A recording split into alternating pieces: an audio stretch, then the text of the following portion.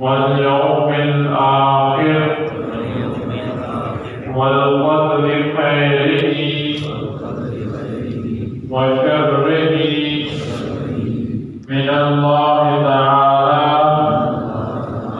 والبعث بعد الموت.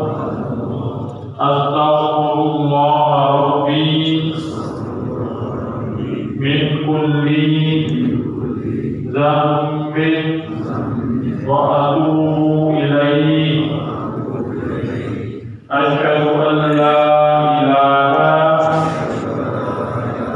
إلا الله وأشهد أن محمدا عبده ورسوله.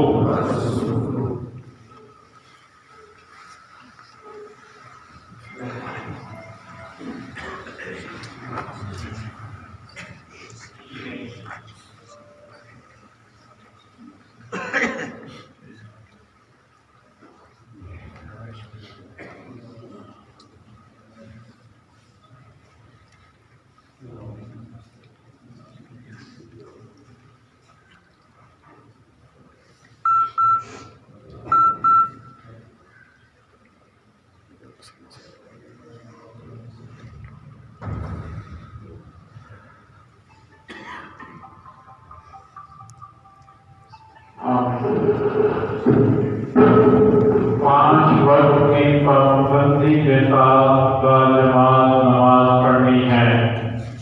اس کے علاوہ چلتے پھرتے اٹھتے بیٹھتے لیٹتے اپنے دل پہ یہ خیال رکھنا ہے کہ میرا دل کرتا ہے اللہ اللہ اللہ. ہر وقت اپنے دل پہ یہ خیال رکھیں کہ میرا دل کرتا ہے اللہ اللہ اللہ. یہ پہلا سبق ہے ذکر کا. جس کو جتنا کر سکتے ہیں وہ کریں آسانی کے ساتھ. تو اللہ تعالیٰ برکت عطا فرمائے.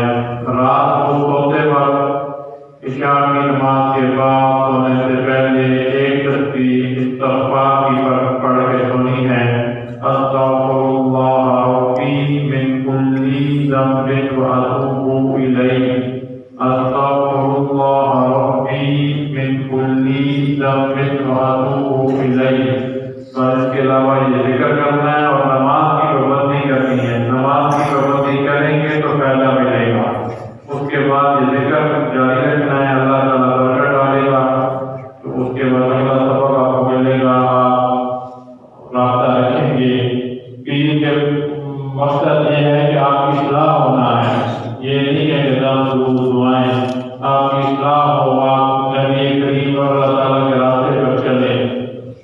تو یہ ذکر کریں گے انشاءاللہ. اس کی برکت سے اللہ تعالیٰ آپ کی نمازوں میں پابندی کرے گا. اللہ تعالیٰ باقی بھی حالات بھی کر دے گا انشاءاللہ. باللہ وملائکتہ وکتبہ ورسلہ والیوم الآخر والقدر خیرہ وشرہ من اللہ تعالی والبعث بعد الموت. استغفر اللہ ربی من کل ذنب وأتوب إليه. أشهد أن لا إله